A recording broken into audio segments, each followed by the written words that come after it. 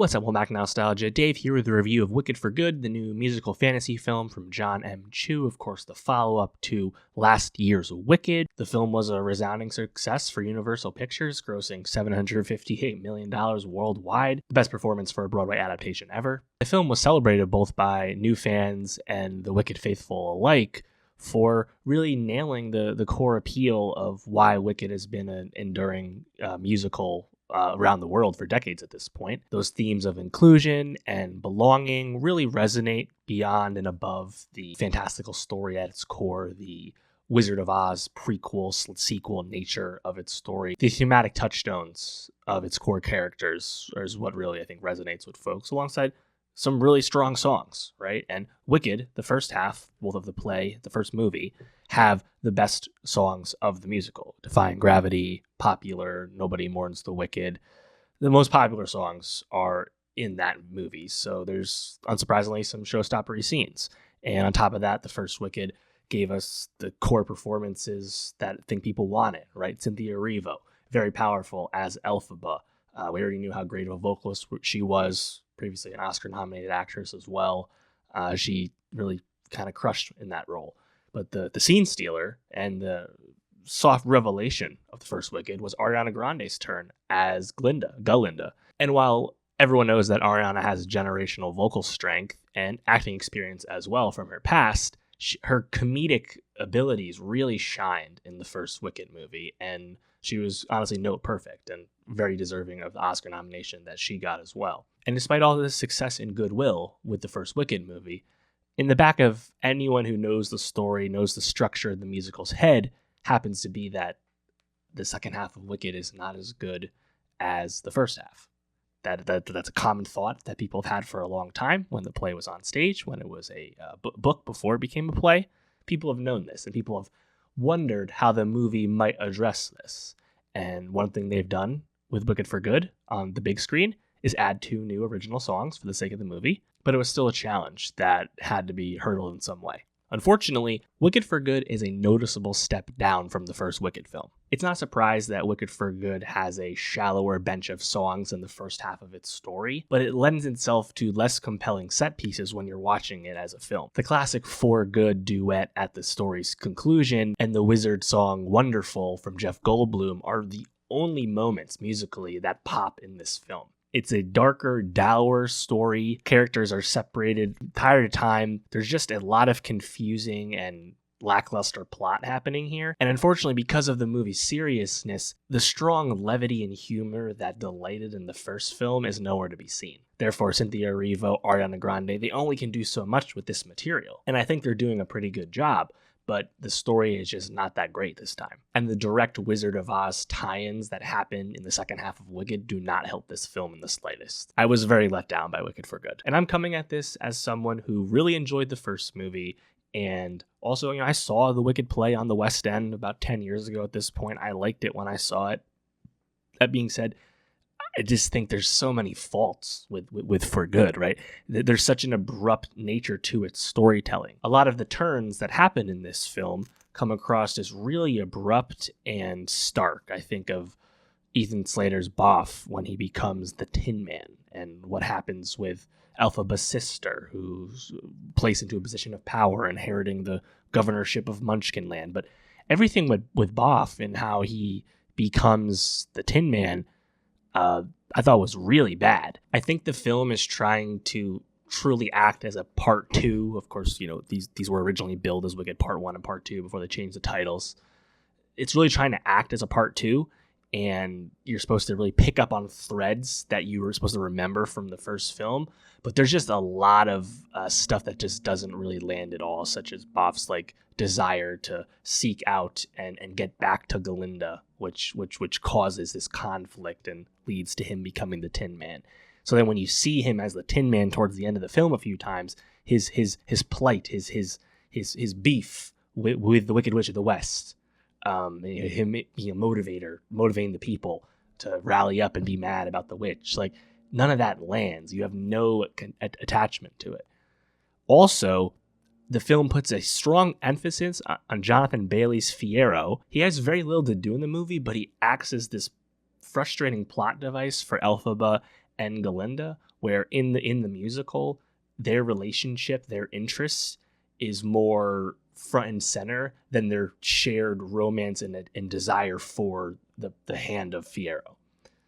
Fiero's more of a side piece in the musical, and they've kind of beefed up his role and made him a kind of a inciting incident, and desire for him as an inciting incident. It kind of undercuts the strength of the characters that didn't need him at all to be strong characters. So I think all of that, as a change, is a bit disappointing for the material, but it's not executed on well at all. Again, it just leads to a lot of abrupt turns for the characters. I mentioned the wonderful scene from Jeff Goldblum. It's frankly rushed a little bit. I could have used a lot more time with that because, again, that's one of the few moments where you're kind of having fun in the scene. I think Goldblum and Ariana doing a great job in the scene, being showmen, right? They're both great at that. That scene is a lot of fun, and it's also light, and it's gone frankly too quick. You think about the first movie, right? Everything has shiz, everything with Bowen Yang, who gets just a few brief moments of humor, some great line deliveries in the beginning of Wicked for Good before being completely out of the movie.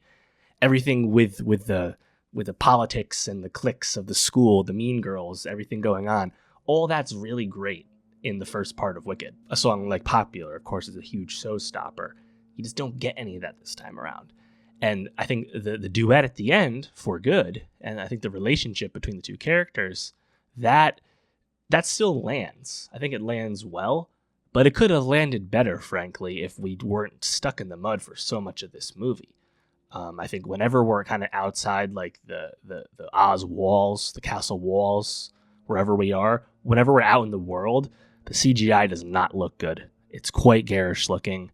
We spend a lot of time with all the various CGI animals, and there's more animals in the Wicked movies than there are in the play. And it's, of course, very overt and heavy-handed what it's supposed to be talking about, and it's all thematically Wicked, the plight of marginalized people, the comment on a authoritarian state kind of controlling its general population. You understand what the movie's saying, of course, and it's a good, powerful message, and it's part of the reason people like Wicked. But having, animals, naturalistic, real-looking animals, be a big part of that avatar, I could use less of that and, frankly, more of the Munchkins being marginalized and treated as a lesser group, which is thrown in the movie but not really acted upon all that much. I could use more of that because that just, I think, lands in a more dramatic fashion than a CGI animal does. Everything with, Dorothy showing up, it happens a lot sooner in the story than I remembered, frankly. And they kind of keep to the spirit of the play where the Dorothy character is kind of in the back of the frame every time, and you don't really see her face. Not really a character, more of a specter. But it's still frustrating when you see, like, oh, here's the Tin Man and the Cowardly Lion. The Cowardly Lion, who we get a brief callback to existing as a cub in the first movie, but in reality, everything about the lion does not make any sense in this movie. They're talking about him as someone was playing some kind of play and taken from his home. I think that was quite poor. And Fiyero being the Scarecrow, I mean, I think they could have done a better job of explaining how Elphaba decided to save Fiyero and make him the Scarecrow. Like, she does it to save his life when he's being, like, strung up by his men after betraying the state. That's fine. But it's never quite clear if she intentionally made him a Scarecrow or if that was her magic kind of going awry or the magic being done incorrectly, a la how the Tin Man came to be earlier in the movie. But again, like, Fiyero shouldn't be this important to the story. It's out of necessity due to the limitations of the source material, but all the callbacks and direct references to The Wizard of Oz that are very overt in this part of the movie, less so in the first movie, where we understand how Dorothy gets the ruby slippers, right? We understand how they became ruby in the first place, right? It's very 2010s legacy sequel at the movies type vibe. It's just a little tired to me, and I liked Cynthia Erivo a lot more in the first movie. I think Elphaba's a lot tougher of a hang this time around. A lot of her decision making about choosing to fight and then kind of giving up and then changing her plan of attack and her desires for no longer being perceived as wicked and then giving up on that, and the kind of general, like, we have to tell a lie to the people and Glinda will perpetuate that. I understand how like that's where the movie concludes. I wish they would have talked that out a little bit more for a movie that's, it's only 2 hours long, which might sound low, but what's that, 4.5-ish hours for the two Wicked movies? Longer than the play works on stage. It still feels like we're missing something. Again, I liked Ariana.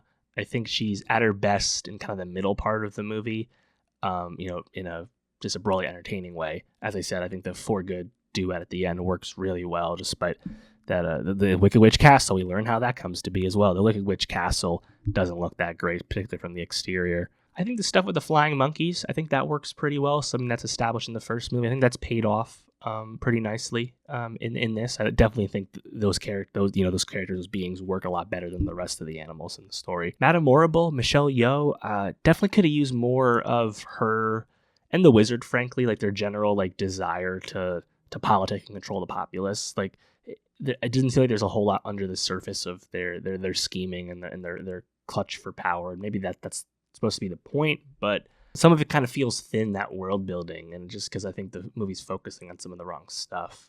But ultimately, like, if the film had a bit more of that levity and that humor that Ariana and a lot of the other supporting characters were so excellent at in the first movie, if we had a bit more of that, I think the movie would just be a lot more fun of a hang. Like, when everyone's all together in the first movie, the movie really sings, literally.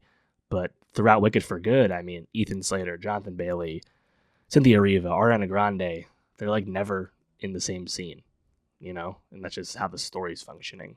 So I was pretty let down by it. I think it's clearly inferior to the first movie in basically every way.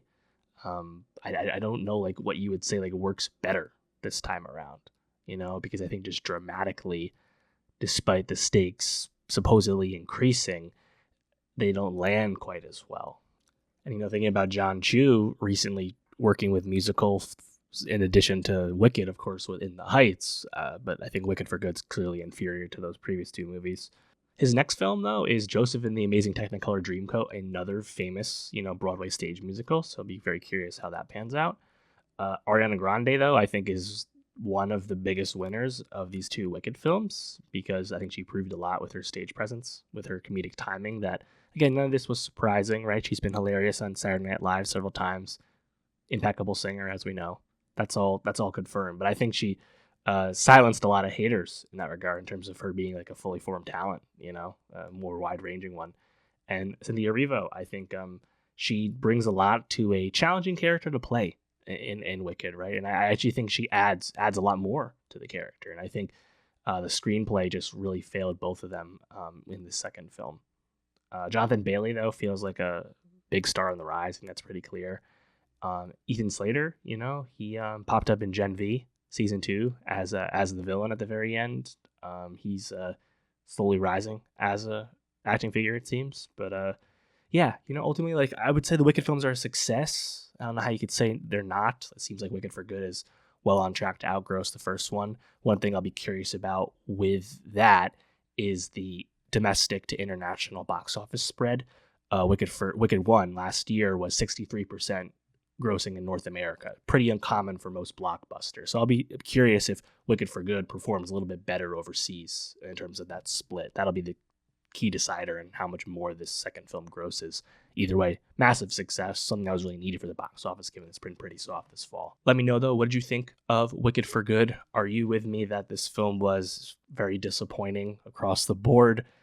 Or do you disagree? Did you really like Wicked for Good? Either way, leave a comment. Let me know what you thought of the movie. And for more movie reviews, subscribe. And I'll see you next time.